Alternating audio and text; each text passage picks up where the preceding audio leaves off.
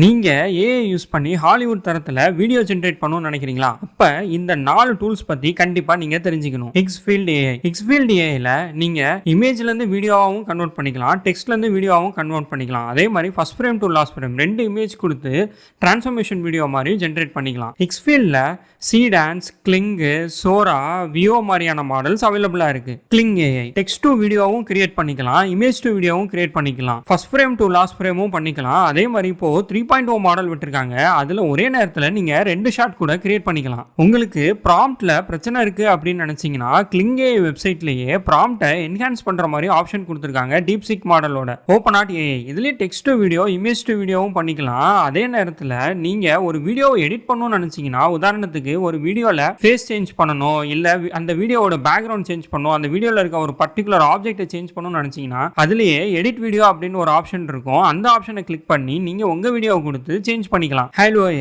ஏஐலயும் நீங்க text to video, image to video, first frame to last frame பண்ணிக்கலாம்.